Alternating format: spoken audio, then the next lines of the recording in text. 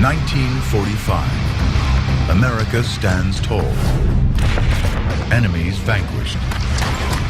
Duty done on the battlefield. And the greatest riches on earth at its feet. More than half the world's oil. 2/3 of its gold. And the talents of 140 million people ready to build modern America. We are pioneers and trailblazers. We fight for freedom. We transform our dreams into the truth. Our struggles will become a nation.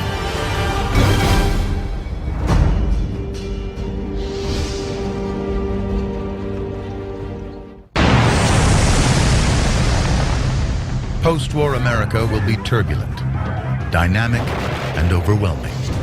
More change and more progress than in the last 400 years put together. But some things haven't changed. American courage, vision, and determination will always shape the nation. The character of the country and its people, forged in the past, drives the story forward.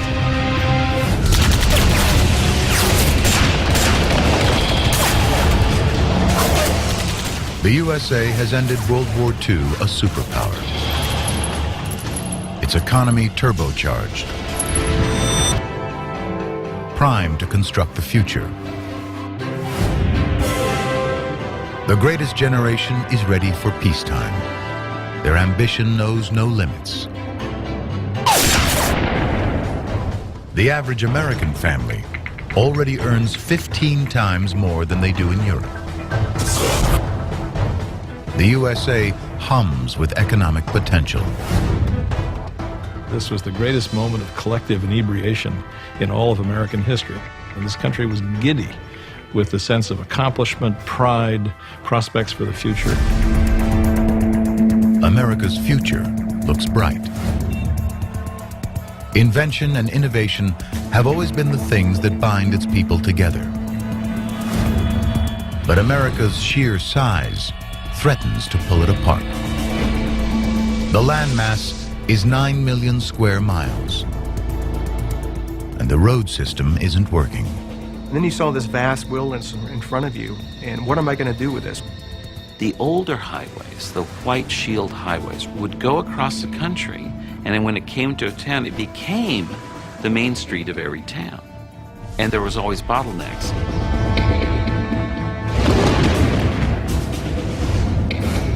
It's almost impossible to get around by car. Only half of the roads are even paved. Eisenhower, the new president, has seen it for himself. As a young soldier, he drove across the nation. It took 62 days. America has faced this problem before: how to move people and goods across its great expanse. Each generation has come up with its own solution. The rivers were America's first highways. 1811, the paddle steamer is launched, taking goods upriver as well as down, opening up the Mississippi to more trade.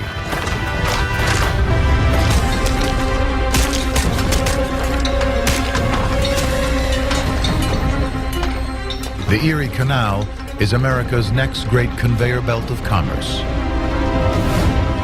1825, it links the eastern seaboard to the Great Lakes. Like the steamboats, it spawns cities along its route. The canal transforms New York into a boom town that quadruples in size.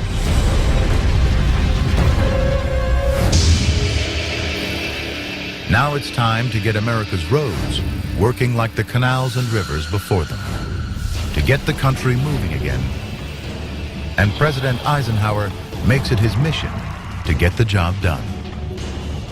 He started looking at the development of this country in the 50s, and he really saw the vision of what the interstate highway system could do. And it was amazing. It changed America. There's a common theme to the greatest innovations in American history, and that is these were things that helped people or goods or ideas travel about more freely. The Interstate Highway becomes the biggest engineering project in American history. It cost the nation $129 billion, 2.4 billion man-hours of hard work. And just like the railroads a century before, it's built with manual labor and sheer grit.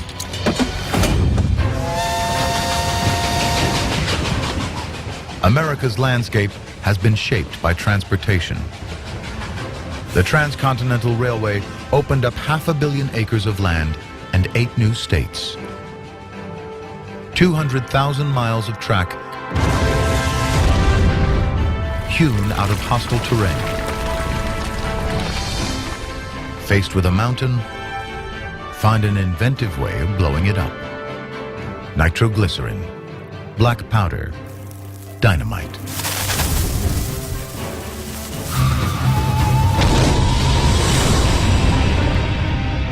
The interstate is the largest earth-moving project in the history of the world.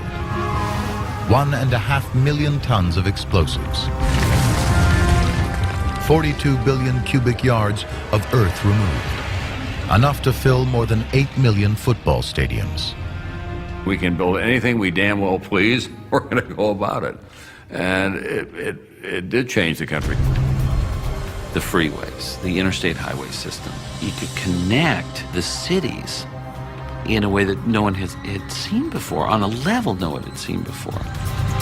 Today, there are 46,876 miles of interstate highways, enough to wrap nearly twice around the world.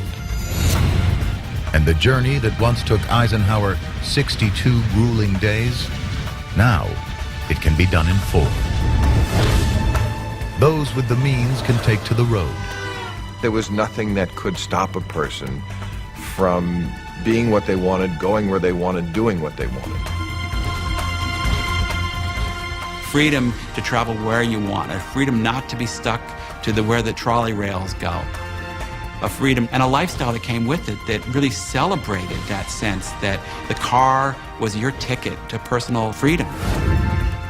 This is a country that will not accept being shackled. Perhaps it's because of our geography and we were able to expand at will and move wherever we wanted to. Good roads need more cars. Bigger, faster, better. 1946. 2 million of them are manufactured in America. And that's just the beginning. It's the age of the automobile. When I came to America, the first thing I wanted to think about, how can I get hold of a car? I didn't have enough money, so I shared with 2 friends to buy a jalopy, and I crossed the country with that. I had a love affair with cars from the very beginning, because this method of movement that can enable you to see vast expanse of space.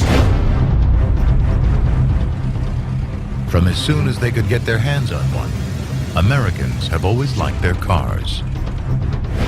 Now the whole country has fallen in love with the automobile. 1955.